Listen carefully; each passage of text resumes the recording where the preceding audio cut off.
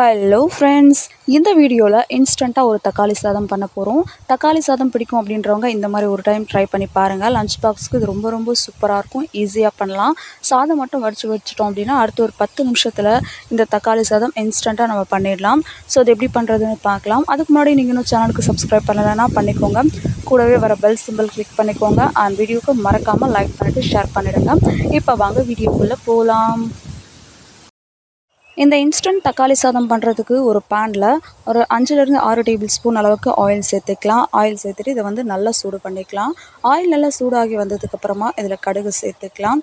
கடுகு சேர்த்து இது நல்லா பொரிஞ்சு வரட்டும். கடுகு நல்லா பொரிஞ்சு வந்ததுக்கப்புறமா இதில் ஒரு டேபிள் ஸ்பூன் அளவுக்கு கடலைப்பருப்பு சேர்த்துக்கலாம். நீங்கள் விருப்பப்பட்டிங்கன்னா கூடவே உளுந்து சேர்த்துக்கோங்க. அண்ட் இன்னும் டேஸ்ட்டாக இருக்கணும் அப்படின்னு நினச்சிங்கன்னா முந்திரி பருப்பு கூட சேர்த்து ஃப்ரை பண்ணிக்கலாம். நான் இப்போ இந்த கடலைப்பருப்பு மட்டும் சேர்த்துட்டு ஒரு நிமிஷத்துக்கு இதை ஃப்ரை பண்ணிக்கிறேன், கொஞ்சம் ப்ரௌன் ஆகிற வரைக்கும். அடுத்ததாக இதில் ஒரு பெரிய வெங்காயம் பொடியாக கட் பண்ணி எடுத்து வச்சுருக்கேன், அதை இதோட சேர்த்துக்கலாம். வெங்காயம் சேர்த்துட்டு இதை நல்லா வதக்கிக்கலாம். இந்த வெங்காயம் வதங்கி கண்ணாடி பதம் வரணும், அது வரைக்கும் இதை வதக்கிக்கலாம்.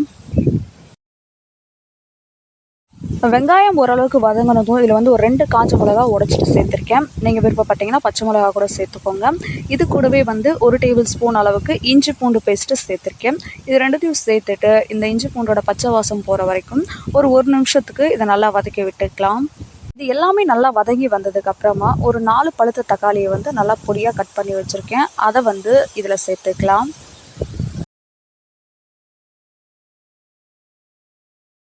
அடுத்ததாக இதுக்கு தேவையான அளவுக்கு உப்பு சேர்த்துட்டு இதை வதக்கி விட்டுக்கலாம். நான் கல் உப்பு சேர்த்துருக்கேன், நீங்கள் தூள் உப்பு கூட சேர்த்துக்கோங்க. சேர்த்துட்டு இதை நல்லா வதக்கி விட்டுக்கலாம்.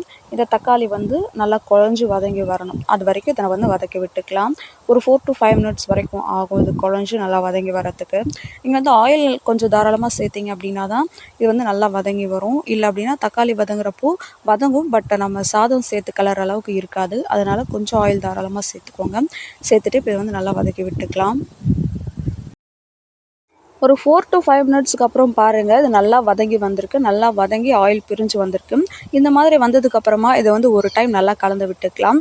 கலந்து விட்டுட்டு அடுத்ததாக இதில் நம்ம மசாலா ஆட் பண்ணிக்கலாம். நான் கொஞ்சமாக மஞ்சள் தூள், தனி மிளகாய் தூள், இது கூடவே கலருக்காக கொஞ்சமாக காஷ்மீரி மிளகாய் தூள் சேர்த்துருக்கேன்.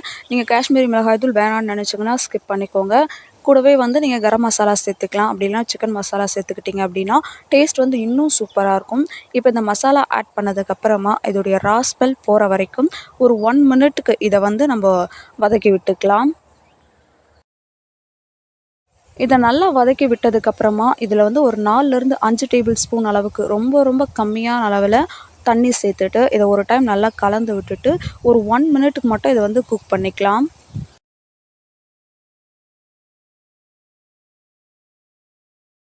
இது நல்லா ஆயில் பிரிஞ்சு குக்காகி வந்ததுக்கப்புறமா இதில் நம்ம ஏற்கனவே வடித்து எடுத்து வச்சுருக்கக்கூடிய ஒயிட் ரைஸ் இதில் சேர்த்துக்கலாம். நான் ரெகுலராக யூஸ் பண்ணக்கூடிய ஒயிட் ரைஸ் தான் இதில் சேர்த்துருக்கேன். நீங்கள் பாஸ்மதி ரைஸ் சேர்த்திங்க அப்படின்னா இன்னும் சூப்பராக இருக்கும். அது பார்க்குறதுக்கும் நல்லாயிருக்கும், டேஸ்ட்டும் சூப்பராக இருக்கும். இப்போ இந்த ஒயிட் ரைஸ் ஆட் பண்ணிவிட்டு இதை நல்லா கலந்து விட்டுக்கலாம்.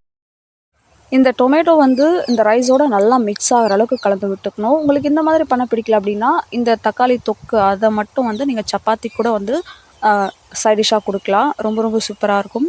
இப்போ இதை நல்லா கலந்து விட்டுக்கலாம். இந்த ரைஸ் இந்த டொமேட்டோவோட நல்லா மிக்ஸ் ஆகணும், அந்த மாதிரி கலந்து விட்டுக்கலாம். கடைசியாக கொத்தமல்லி ஆட் பண்ணிக்கோங்க, ஸ்மெல் சூப்பராக இருக்கும். அவ்வளோதாங்க, நம்மளுடைய இன்ஸ்டன்ட் தக்காளி சாதம் சூப்பராக ரெடி ஆகிடுச்சு. ஒயிட் ரைஸ் இருந்துச்சு அப்படின்னா வித்தின் 10 மினிட்ஸில் இதை நீங்கள் லஞ்ச் பாக்ஸ்க்கு செஞ்சு கொடுக்கலாம். ட்ரை பண்ணி பார்த்துட்டு ஃபீட்பேக் சொல்லுங்கள். நெக்ஸ்ட் ஒரு வீடியோவில் பார்க்கலாம்.